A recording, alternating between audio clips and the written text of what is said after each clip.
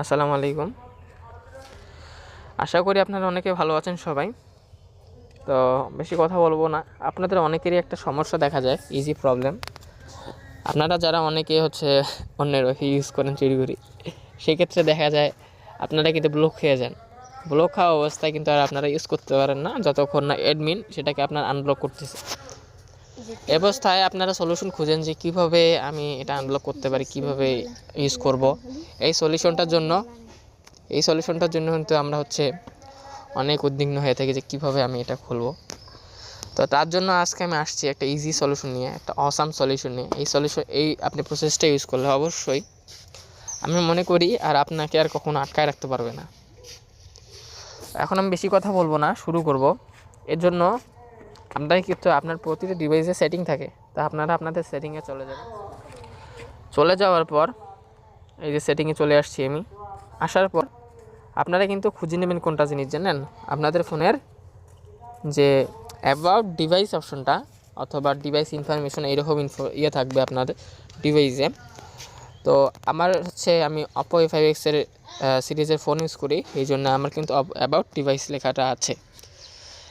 So আপনার অন্য ফোনে অন্য লেখা থাকতে পারে, মানে যেখানে আপনার ফোনে ইনফরমেশন এরকম থাকবে সেখানে চলে যাবেন। যাওয়ার পর একটা আপনাকে কমন ক্লু দিয়ে রাখি, আপনি ওই অপশনে গেলে আপনার ডিভাইসের যত ইনফরমেশন আছে আপনার ডিভাইসের কত সিরিজ, আপনার ডিভাইসের র্যাম কত, জিবি কত, সবগুলো কিন্তু ওই জায়গায় আপনারা দেখতে পারবেন। ওকে, যাওয়ার পর আপনার একটা কাজ করতে হবে, সেটা আপনাকে খুঁজে নিতে হবে ভার্সন লেখাটাও না থাকতে পারে, অন্য ডিভাইসে অন্য লেখাও থাকতে পারে।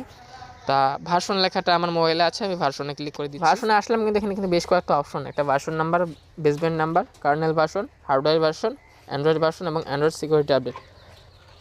আমার কিন্তু এতগুলো প্রয়োজন পড়বে না, শুধুমাত্র একটা ভার্সন আমার কিন্তু 7বার ক্লিক করতে হবে। এই দেখতে পাচ্ছেন আপনারা, আমি ক্লিক করে ধরে রাখছি ভার্সন নাম্বার, দেখতে পাচ্ছেন আপনারা, হয়তো দেখতে পাচ্ছেন ভার্সন নাম্বার। এইটাতে আপনারা 7বার ক্লিক করে নেবেন, ঠিক আছে? এরকম করে 7বার ক্লিক করে নেবেন। এই যে আমার দেখাচ্ছে no need, you are already a developer. That means আমি কিন্তু এই অপশনটা আগে কিন্তু ইনেবল করে রেখেছি। এই যে ভার্সন নাম্বারটা, অন্য কোনো নাম্বার নেই, ভার্সন নাম্বারে আপনাকে 7 থেকে 8বার ক্লিক করতে হবে। তারপর যখন আপনার ডেভেলপার অপশনটা ইনেবল হয়ে যাবে, আসার পর আপনার ডিভাইস যে সার্চ অপশন আছে ওখানে চলে যাবেন। যাওয়ার পর আপনারা লিখবেন ডেভেলপার, ডেভেলপার লিখে সার্চ দিয়ে দিচ্ছি। এই দেখেন প্রথমে আমরা কিন্তু লেখাটা চলে আসে ডেভেলপার অপশন। তো আমি এর ভিতরে প্রবেশ করব। এটা আপনাদের একটা কিন্তু মাথায় রাখবেন একটা কথা, সেটা এইখানে কিন্তু এমন কিছু অপশন আসে যেটা আপনাদের কিন্তু ফোনকে একদম অকেজো করে দেওয়ার জন্য যথেষ্ট। সেক্ষেত্রে আপনারা একটা জিনিস অবশ্যই মাথায় রাখবেন, না জেনে না বুঝে কোনো অপশন ইনেবল করবেন না বা অফ করবেন না, এই বিষয়ে বিশেষ সতর্ক থাকবেন। সুতরাং এখন আপনাদের যেটা করতে হবে, আপনি স্ক্রল করে নিচে চলে আসবেন।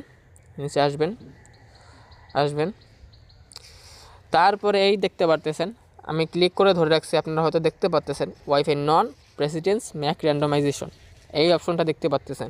আসলে ভাইয়া আপনারা এখন মনে থাকতে পারে যে এই জিনিসটা আসলে ভাইয়া কী, এটা কেন, এটা চেঞ্জ করলে কেন আমার ব্লকটা অটোমেটিক খুলে যায়। আপনারা যখন ফোনটা ইউজ করেন, আপনার ফোনে কিন্তু একটা ম্যাক অ্যাড্রেস থাকে। যখন এটা অফ থাকে, আপনার কিন্তু অফিসিয়ালি একটা ম্যাক অ্যাড্রেস দেওয়া থাকে।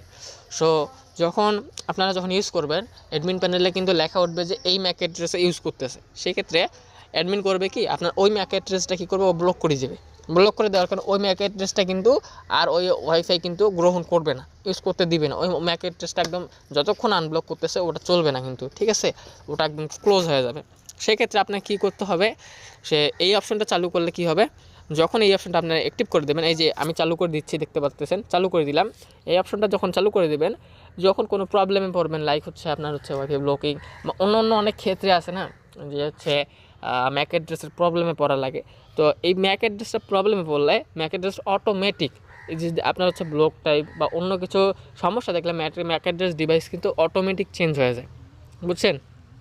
কোনো আদার কিছু লাগে না, ও নিজেই কিন্তু চেঞ্জ হয়ে যায়। এই অপশনটা অ্যাক্টিভ করলে, এটা কিন্তু অ্যান্ড্রয়েড ভার্সন 10 থেকে শুরু হয়েছে, 10 থেকে যত উপরে আছে সবগুলোতে আছে, কিন্তু অ্যান্ড্রয়েড 10-এর নিচে কিন্তু এই ভার্সনটা নেই। অ্যান্ড্রয়েড 10-এর নিচে এগুলো করতে হলে রুট করতে হয়। সেক্ষেত্রে আপনারা কীভাবে করবেন তার বিষয়ে একটা ভিডিও আমি আপনারা যদি চান তাহলে বানাতে পারি।